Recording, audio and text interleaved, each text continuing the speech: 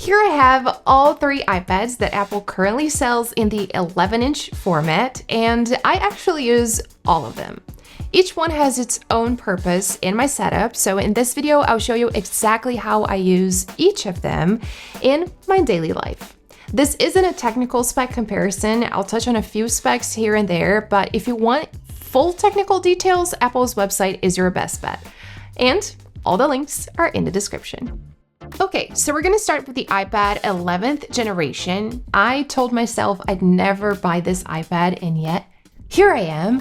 And this is the only one out of the 3 that doesn't have an M processor. It runs on the A16 chip. That means it's less efficient and powerful than the others, and also doesn't support Apple Intelligence. Definitely something to keep in mind. So mine is the silver model, and as you can see, I barely have any apps on it.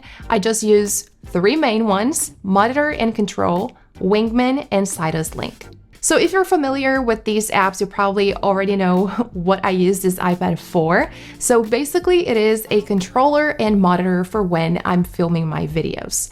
So this is how I control my camera, lights, and audio, everything in one place.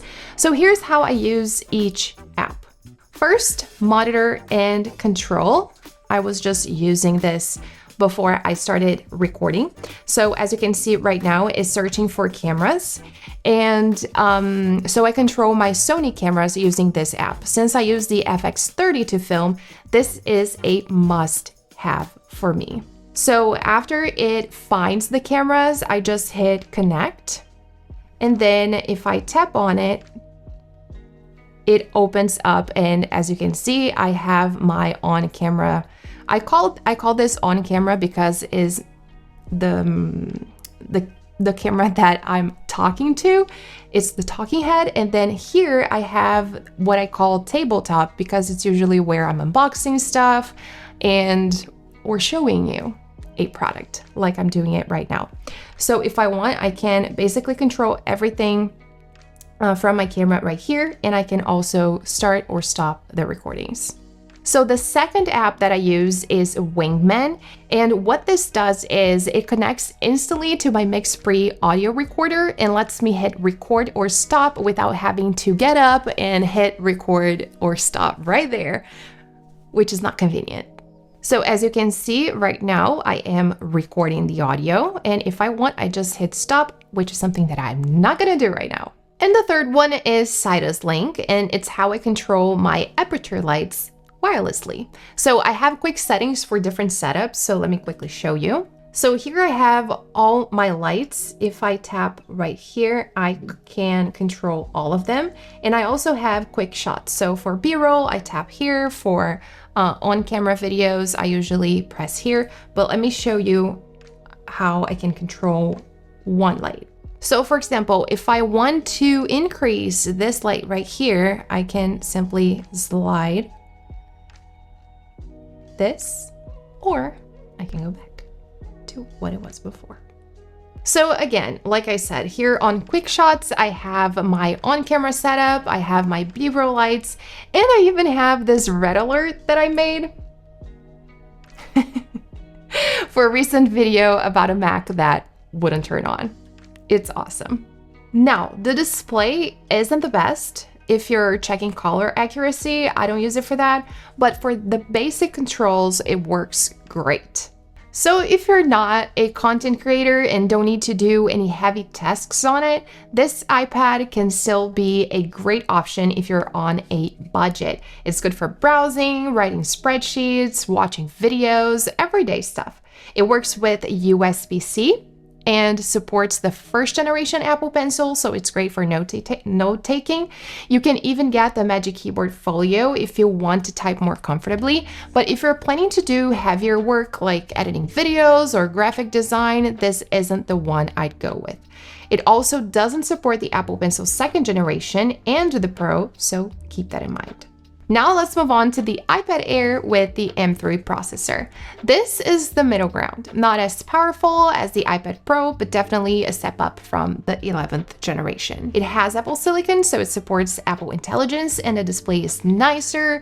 It has better color and an anti-reflective coating, which makes a huge difference. So I mainly use this iPad to watch videos on YouTube, Netflix. I also use it to write scripts when traveling, reply to emails, and take notes. It's super easy to carry and the price is fair for what it offers. And I genuinely think this is the iPad that fits most people's needs. Now, one thing that I don't love is Touch ID. It works fine, but I don't find it super convenient. I even talked about this in my review. So to make things easier, what I did was I registered both of my index fingers. So if I'm using the iPad on landscape mode like this, I can use my left hand to unlock it as well. Now, the screen is good enough, better than the 10th generation for sure, but also definitely worse than the Pro. For using it outdoors, for example, it works, but it's not the best. Also, it only has landscape stereo speakers, so if you're planning on listening to a lot of music, watching a lot of content, or editing videos, you might want to step up. Now, talking about battery life is okay, not the best, but also not the worst. If you watch a lot of videos on the iPad, if I watch a lot of videos on the iPad, I usually have to charge it by the end of the day if the iPad is at 100% in the beginning of the day. But yesterday, for example, I charged it, I watched a few YouTube videos, and currently I'm at 55%. Now, this one supports both the 2nd generation Apple Pencil and the Apple Pencil Pro, so you can pick whichever fits your workflow best. It also works with the Magic Keyboard, which is great, but just a heads up, the combo gets a little heavy. It's still portable for sure, but it's definitely chunkier than I like, especially compared to the iPad Pro plus the keyboard combo, which feels a lot more balanced. Now, you might be curious about which case I'm using on the iPad Air, and I want to show you something that completely changed the way I use it. This is the Moft Dynamic Folio. This thing is wild. It has super smart origami style design that basically turns your iPad into a floating creative station, ergonomic, flexible, and incredibly slim. Most folios out there give you maybe 2 or 3 angles. This one, 23. Here are some of the setups that I use the most. Floating theater mode is perfect for watching videos or using the iPad as a second screen. It holds the iPad at a 60-degree angle with a 3-inch elevation, ideal for a comfortable viewing angle. Then there's floating creation mode, a 30-degree angle with a 2-inch lift. I use this one constantly for planning, taking notes, or annotating PDFs. I've also been loving dual screen mode. It gives you an 18-degree angle and lets you mount your phone to it. This one is great for calls on the iPhone while taking notes on the iPad or referencing info when writing a script. It's a total multitasking setup. When I'm reading or scrolling, I switch to browsing mode, which is a 70 or 80-degree angle that keeps your iPad upright and hands-free. And the one that really surprised me, writing mode. The fold creates a super stable grip on your legs or in your hands. It's perfect for writing, browsing, or watching without a desk. What impressed me the most, though, is how slim and light it is. Just over 10 ounces, folds flat, and adds zero bulk to your iPad. If you use an Apple Pencil, Moft also makes a magnetic holder that snaps onto the folio and keeps your pencil secure. So if you want to turn your iPad into a more comfortable, flexible workspace, check out the Moft Dynamic Folio. Links below, and thanks to Moft for sponsoring this portion of the video. So now we're going to talk about the iPad Pro M4, which is actually my husband's iPad. He mainly uses it to watch YouTube videos, access his computer remotely via VNC, and he also does a lot of FaceTime calls. And as you can see, this iPad is incredibly thin, super lightweight, and very comfortable to use with one hand or carry around. Also, if you have Moft's case, it's super easy to hold it like this. The screen is extremely bright too, so let me unlock it again. And yes, I set my Face ID here because sometimes I use this iPad to watch Netflix, but the screen is super bright. As you can see, I'll actually dim it down like this. So this is great for using it outdoors in broad daylight. It works perfectly well. So out of all 3 iPads, this one is definitely the best. Now the speakers are also incredible, way better than the other 2.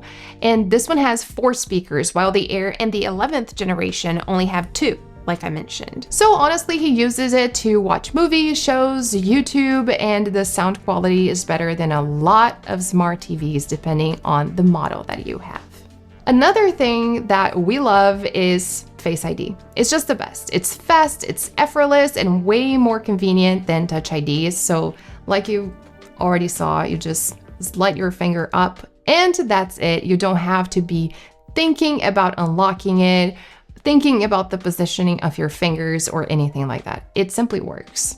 The front-facing camera. The front-facing camera is okay, the quality is fine, but we use it a lot for FaceTime and we often feel like the image is way too zoomed in, especially compared to the iPhone's front camera, which just looks better. So the iPad Pro's camera has true depth system and supports center stage, which follows you around during video calls, which is nice because if I move, the camera follows me. But the thing is that I wish this could be wider. And you can actually turn off center stage, but when you do that, the iPad doesn't use the full ultra wide lens. It crops into the center of the image, and that creates a digital zoom. Honestly, it would be great if Apple gave us the option to use the full field of view without the center stage effect, just a wide aesthetic shot. Now, talking about battery life on this iPad is decent. It's not as good as a MacBook, but it definitely holds up. My husband doesn't run heavy, super heavy tasks on it. So when he uses it just for emails, writing, and like work, he usually charges it every other day.